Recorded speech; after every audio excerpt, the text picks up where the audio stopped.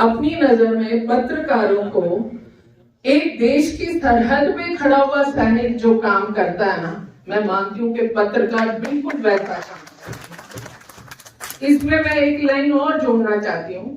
जब देश की सरहद पर कोई सैनिक अपने देश को सुरक्षा दे रहा होता है तो वो सैनिक दुश्मन की तरफ मुंह करके खड़ा होता है। उसे पता होता है कि पीछे मेरा देश मेरे लिए खड़ा हुआ सुरक्षित है, क्योंकि हमारी पीठ अपने घर की तरफ होती है और हम दुश्मन की तरफ गोली तान के खड़े होते हैं। लेकिन बेचारे पत्रकार को पता ही नहीं होता कि उसके पीछे भी दुश्मन उसका खड़ा हुआ है। ये बेचारा चारों तरफ से घिरा प्राणी है, मैं ऐसा मानती हूँ।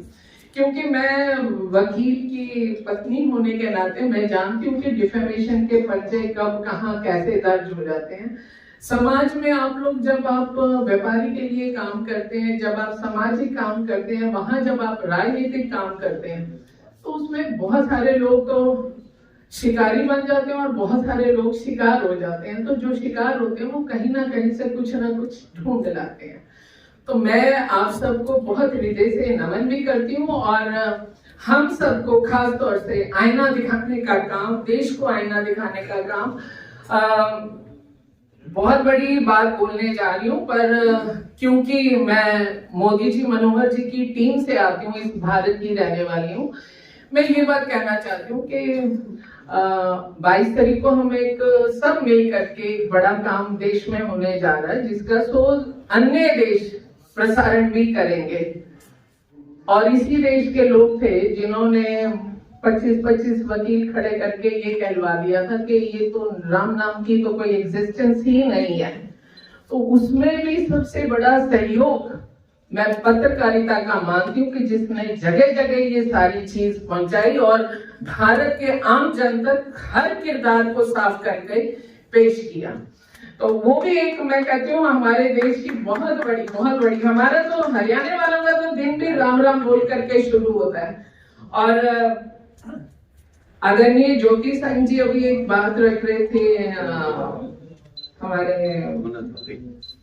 बागी अंकल के नाम ही बागी है, क्या बोले मैं बहुत छोटी हूँ, मैं इसलिए बोल पाती हूँ। मैं त्रिखा साहब को भी कहती हूँ कि बागी अंकल वो व्यक्तित्व हैं जो मेरे दादाजी के दोस्त रहे, फिर मेरे डैडी के भी दोस्त रहे और फिर मेरे दूल्हे के भी दोस्त ही हैं। तो हम बच्चे पर रहते दोस्तों के जैसे हैं। तो आदरणीय ज्योति संघ जी का भी मेरे साथ रिश्ता यही है। मेरे को यहाँ तक चलाने में इन दोनों का बहुत बड़ा योगदान, आप सभी का योगदान है। लेकिन जब हम कहते हैं ना कि भीष्म पिता या 98 साल का व्यक्ति होने जा रहा हो और हमें ये बोलना पड़े, हमारे लिए भी दुख की बात है कि हमें भी ये बात, मंच बहुत जिम्मेवार है और सीएम साहब बहुत संवेदनशील है हर व्यक्ति के प्रति। उसमें अगर वो आपके लिए कर रहे हैं तो ये उस व्यक्ति की उदारता नहीं है, उस व्यक्ति का व्यक्तित्व और उनकी सोच ऐसी है। ये जो नारा उनका, उनको चुनाव लड़ने से पहले, 14 का चुनाव लड़ने से पहले उनके पास राष्ट्रीय अंत्योदय का दायित्व था।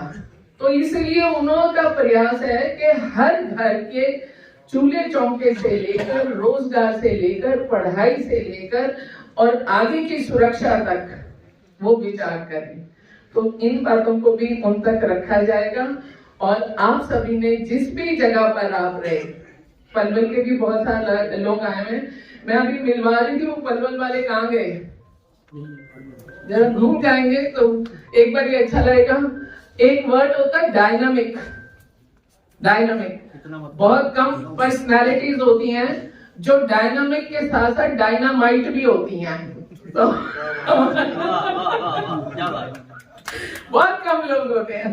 तो मैं आप सबका हृदय की गहराइयों से धन्यवाद करती हूँ। और जैसा आपने जो डिमांड्स बताई, मूलचंद जी भी हमारे बीच में, और क्योंकि मंत्री के पास पावरफुल लोग बैठे हैं हमारे पास सारे, तो हम इसको विषय को ऊपर तक ले जाएंगे। और मैं खास तौर से राजीव जेटली जी के लिए भी बोलना चाहूंगी, हर चीज को बहुत संवेदनशीलता के साथ ये वहां तक पहुंचाने का काम करते हैं। आप मान लीजिए हमारे सबके तो डाकिया यही है, तो हम अपनी डाक को पुख्ता रूप से ऊपर तक करेंगे और बात करेंगे आप सबके जो हित, आपने बाकी जो कुछ चीजें रह गई उसके लिए बहुत बहुत आभार और बहुत धन्यवाद।